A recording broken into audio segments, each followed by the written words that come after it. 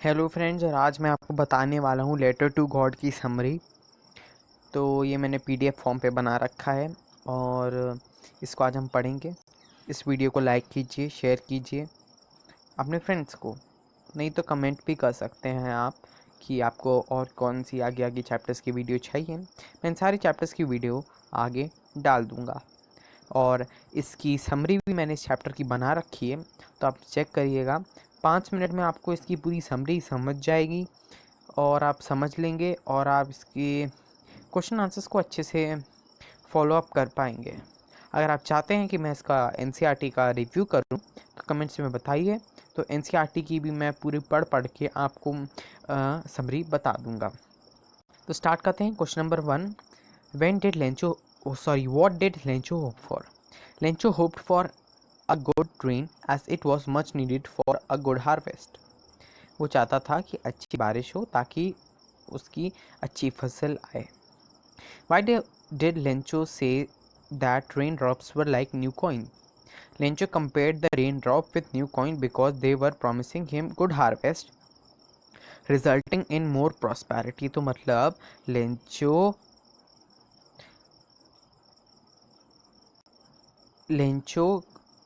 Compare कर रहा था रेन ड्रॉप्स के, ताकि उसकी फसल को ज़्यादा पानी मिले और उसकी ज़्यादा अच्छी फसल आए। How did the rain change what happened to Lencho's field? The rain changed into hailstorm as a strong wind. तो question number 3, how did rain change what happens to Lencho's field? The rain changed into hailstorm as a strong wind began to blow and huge hailstorm began to fall along with rain. All the crop in Lencho's field got destroyed because of the weather condition. तो मतलब जैसे ही बारिश हो रही थी और वे ये सोच रहा था कि अब तो मेरी फसल बहुत ही अच्छी आएगी, अब तो मेरी फसल बहुत अच्छी आएगी और मेरे को बहुत सारे प्रॉस्पेरिटी मनी मिलेगी और मैं आगे अपना पूरा साल काट सकूँगा। बट वो एकदम से हेल स्टॉर्म आ गया और पूरे उसके फील्ड्स को डिस्ट्रॉय कर दिया। आगे बढ़ते हैं क्वेश्चन नंबर 4 की तरफ। व्हाट हुआ Lencho's feeling when the hail stop? तो Lencho was filled with grief after the hail stopped as everything was ruined and there was nothing that he could feed his family with. He could see a bleak future for him and his family. तो मतलब जब hailstorm गया तो भैया सब तो उसका मिट चुका था, ख़राब हो चुका था, तो उसके पास अब कुछ था नहीं कि अपने परिवार को वो क्या खिलाएगा। और एकदम ब्लैंक फ्यूचर जिसको कहते हैं ना, जिसका कोई स्कोप नहीं हो, वैसा उसको अपना फ्यूचर दिखाई दे रहा था। क्वेश्चन नंबर 5 के आगे बढ़ते हैं। हु और what did Lenchos have faith in? Why did he do? So Lencho had firm faith in God. He believed that God sees everything, even what is in one deep concern, and help everyone in one's problem. He wrote a letter to God demanding him 100 pesos to sow his field again. तो इसको आप पढ़ेंगे और आपको ये already question समझ आ जाएगा। तो नेक्स्ट क्वेश्चन की तरफ बढ़ते हैं अपन। Question number 6, who read the letter? Post master read the letter. Post master ने रीड किया था और पोस्टमैन ने उसको पोस्ट बैलेट से निकाल के पोस्ट मास्टर को दिया था। अब क्या हुआ था, तो ये क्वेश्चन है। What did the postmaster do after reading a letter? The postmaster laughed when he read Lencho's letter, but soon he became serious and was moved by writer's faith in God. He didn't want to shake Lencho's faith, so he decided to collect money and send it to Lencho's on behalf of God. तो अब उसने कहा कि भैया पढ़ा, उसने देखा कि भैया इसकी भक्ति भगवान में बहुत ज़्यादा है, तो उसने पैसे कलेक्ट किए और वो लेंचो को भेजने की तैयारी करने लगा। उसने अपने दोस्तों से मांगी चैरिटी के तौर पे और अपनी सैलरी का भी काफ़ी हिस्सा दिया। Was Lencho surprised to find a letter for him with money in it? Lencho was not surprised to find a letter with money from God as he believed that God will help him. तो मतलब उसको पता था कि आएगा कुछ ना कुछ, मतलब इतना फेथ था। What made Lencho angry? There were only 70 pesos in envelope, whereas Lencho had demanded 100 pesos. The difference in the amount made him angry. तो ये तो इन टेक्स्ट क्वेश्चन टाइप के हैं। Think about the text, page number 7 and 8 के question आ गए हमारे पास। तो question number 1, who does Lencho have complete faith in? Which sentences story tell you that? Lencho has complete faith in God. He is instructed that God knows everything and helps us in a problem. There are few sentences which show this. But in the hearts of all who lived in the solarity houses in the middle of the valley, there were a single hope to help him from God. All the night, Lencho thought only of his one hope, the help of God, whose eyes, as he had been instructed, see everything, even in one consign. God, he wrote, if you don't help me, my family and I will go hungry this year. He wrote to God, got on the envelope, put the letter inside, and still troubled, went to town. God could not have made a mistake, nor could have denied Lencho what he had requested. Question number 2 के आगे अपन आ जाते हैं. Why does the postmaster send money to Lencho? Why does he signs the letter God? देखो, the postmaster send the money to Lencho in order to keep Lencho's faith in God alive and firm. तो मतलब उसका faith और उसका भगवान के प्रति विश्वास कायम करने के लिए. बिकॉज पोस्ट मास्टर एकदम कम्प्लीटली मूव्ड हो गया था, मतलब हिल गया था कि इतना भैया इसकी इतनी भक्ति देख के. When post master read the letter to Lencho to God reads the letter of Lencho to God, he became serious and does not want to shake his faith and decided to answer the letter. He gathered money with the help of his post office employee and friends on behalf of God and signs the letter so that Lencho's faith does not get shaken. तो उसने ये इसलिए post master चाहता तो अपने नाम से भी साइन कर सकता था, और तो उसने इसलिए नहीं की ताकि उसका बिलीफ भगवान के प्रति बना रहे, नहीं तो उसको पता चल जाता कि भगवान ने इसकी मदद नहीं की है. पोस्ट ऑफिस के एम्प्लॉयज़ ने उसको पैसे दिए अगर लॉजिकली देखें उसे तो. Question number 3, did Lencho try to find out who had send the money to him, why and why not? Lencho did not try to find out who had sent the money to him because he never suspected the presence of God and had complete faith in God. He could not believe that it could be anyone else other than him who would send him money. His faith in God was so strong that he believed that he had sent money for him for his help in his problem. Question number 4 आ जाते हैं. Who does Lencho think has taken the rest of the money? What is the irony of the situation? तो मतलब अब Lencho के तो मालूम था कि भैया पैसे उसके कम है, तो कैसे उसको क्या लगा क्या कि किसने चुराए होंगे, किसने लिए होंगे. Lencho thinks that post office employees have taken the rest of the money as he had demanded 100 pesos from God, and in the letter there was only 70 pesos and God cannot make such a mistake. So he assumed that they have stolen the money. The irony of the situation is that Lencho suspects those people who helped him in his problem and tried to keep the God faith alive. तो इसका मतलब ये है कि उसको ये लगा कि भगवान तो गलती कर ही नहीं सकते और ना उसको मना कर सकते हैं पैसा देने से. तो जो पोस्ट ऑफिस एम्प्लॉयज़ है उन्हीं ने लेंचो का पैसा खा लिया या चुरा लिया. तो क्वेश्चन नंबर 5 है, are the people like Lencho in real world? What kind of person you say he is? You may select appropriate word in the box to answer the question. तो आप इसको एक बार पढ़ लो, जैसे greedy, stupid, ungrateful, selfish, comical, unquestioning. तो आप पे पढ़ लो. बिकॉज इसको मैं जूम कर देता हूँ थोड़ा सा अपने उसमें. हाँ, तो इसको आप देखो, पढ़ लो आराम से. पॉज करके पढ़ना है पॉज करके पढ़ लो, कोई प्रॉब्लम नहीं है. और आप इसको अपने आप से भी रिप्रेजेंट कर सकते हो, यह आपके ऊपर मैंने छोड़ा है. Question number 6, there are two kinds of conflicts in the story between human and nature and between human themselves. How are these conflict illustrated? तो अब इसको भी आपको पढ़ना है, समझना है. आप नहीं समझ पाओगे तो भैया रिप्रेजेंट कैसे करो एग्ज़ाम में. अभी तो आपका ऑनलाइन पेपर हो रहा है, you can cheat in open text question paper हो रहे हैं, तो इसलिए आपको ये पढ़ना ही पढ़ना है. ये जब 2021 में शूट हो रहा है.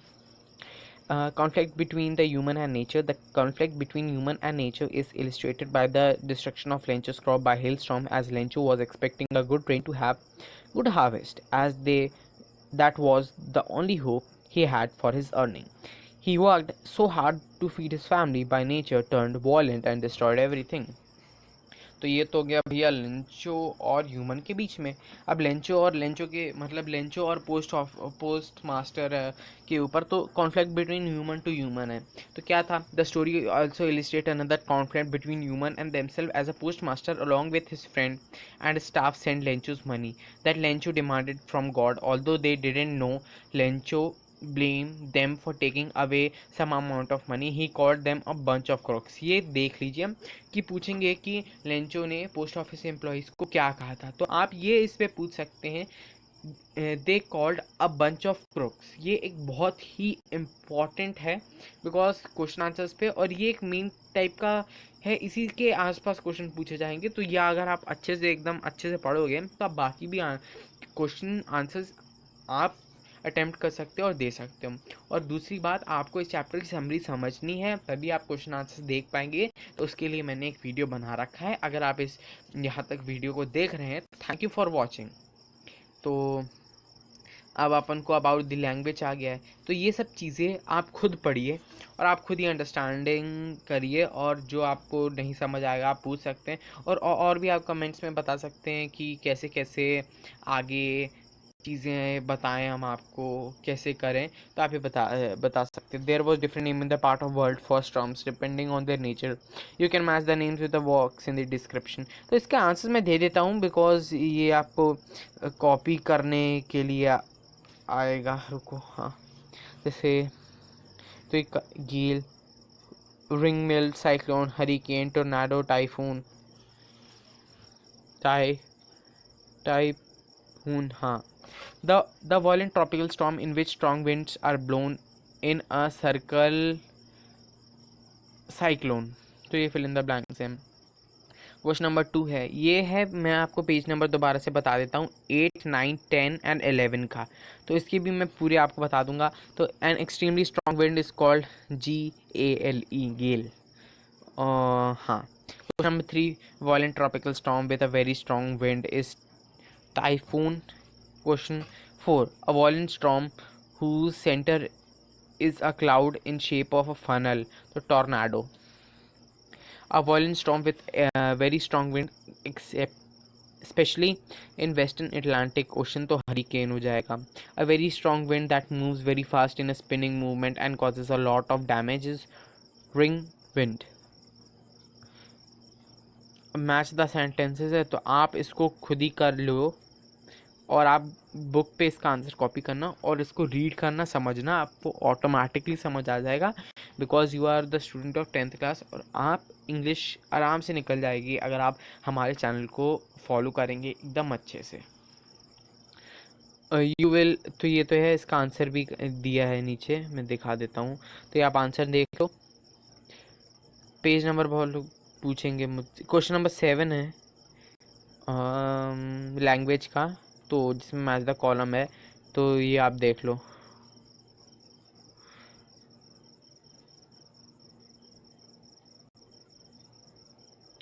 अब आप 2 मिनट, ये आप इसको पॉज कर लेना क्योंकि मैंने इतना जल्दी नहीं किया. आप पॉज कर लेना और आप इसके आंसर अपने बुक में टिक कर लेना. और आपको ये समझ रहे हो आप, बिकॉज आप जा नहीं पा रहे हो, कोचिंग बंद है, बट आपको बुक की हेल्प से ही पढ़ना है इस साल पूरा. Join the sentences giving below using whom, whose, which, as. तो ये आपके हैं. I often go to Mumbai. Mumbai is the commercial capital of India. इसमें विच लिखा है कॉमन में. I often go to Mumbai which is the commercial capital of India. तो ये विच आया है यहाँ पे. इसके my mother is going to host a TV show on cooking. She cooks very well. My mother answer, my mother who cooks very well is going to host a TV show. तो ये आपको place करना है sentences पे। 9th में आपने पढ़ा होगा, 8th में आपने पढ़ा होगा ग्रामर, बिकॉज बिना ग्रामर पढ़े कोई नहीं आता। तो आप इसको और कौन से, और एकदम बेसिक टाइप की रहती है 10th की एकदम grammar. These sport persons are going to meet the president. Their performance has been excellent.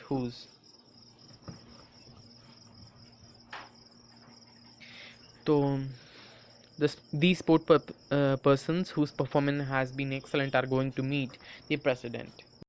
तो क्वेश्चन नंबर 4 पे आ जाते हैं। The Lencho prayer to God, his eye is seen into our mind. तो Lencho prayer to God whose eye seen into our minds. अब question number 5, the man cheated me, I trust him. This man this man cheated me, I trusted him. Question इसका answer है this man whom I trusted cheated me. और ये find the sentence in the story with a negative word which express the following. The tree lost all their leaves. Not a leaf remained on the tree. The letter was addressed to God Himself. It was nothing less than a letter to God. Never in his career as a postman had he seen that addresses. तो ये भी एक चीज़ है। और आपके पास chapter तो नहीं रहेगा, बट आप इसको पढ़ लो। पेपर में ऐसी चीज़ नहीं पूछी जाती मेनली, बट ठीक है। देखो ये है the pair of fine metaphors and the story of the complete table given. Try to say what qualities are being compared, one has done for you। Cloud है तो ह्यूज माउंटेन्स ऑफ क्लाउड है, the mass hugeness of the mountain है। Rain drops, अच्छा ये आपको छोड़ा हुआ है, आपको करना है, तो इसका ये आंसर है। क्लाउड तो ह्यूजनेस हो गया, रेन ड्रॉप तो कॉइन्स बताया गया है, money that a good crop will bring. Hailstorm frozen pearls कहते हैं, ब्राइटनेस ऑफ पर्ल्स भी कहा जाता है इन्हें, ठीक है। Locusts, a plague of locusts, an epidemic, a disease that spread very rapidly and leaves many people dead। Lencho, an ox of a man unstrong। तो मेटाफर क्या है, किस चीज़ के लिए यूज़ किया गया है? अपने स्टोरी में। तो कॉइन्स को क्यों यूज़ किया गया है? फ्रोजन पर्ल्स को क्यों यूज़ किया गया है? प्लेग ऑफ लोकस्ट्स क्यों यूज़ किया है? An X of a man क्यों किया है? बिकॉज वो स्ट्रॉन्ग है। तो ये आपको पढ़ना है और एकदम सिंपल सी चीज़ है, आप गो थ्रू कर सकते हो। और ये अपना ख़त्म होता है चैप्टर। होप आपको क्वेश्चन आंसर आए होंगे। चैप्टर आपको पढ़ना है और अच्छे से पढ़ोगे इसको। हमने समरी भी दी हुई है इस चैप्टर की, तो आप जाके देख सकते हो इसकी समरी, और आपको हेल्प होगी इसकी समरी देखने से जो हमने बनाई हुई है। 5 मिनट में आपको पूरा 5 मिनट्स 30 सेकेंड्स में आपको पूरा चैप्टर समझ आ जाएगा। तो थैंक यू फॉर वॉचिंग। इस वीडियो को लाइक कर दीजिएगा, सब्सक्राइब कर दीजिएगा। ऐसे ही हम लोग आगे आगे चैप्टर्स बनाते रहेंगे। इसके बाद ट्रायम्फ ऑफ सर्जरी मैंने बनाने का सोचा है, तो वो भी मैं आपको बना के दूंगा और अपलोड कर दूंगा। Thank you for watching.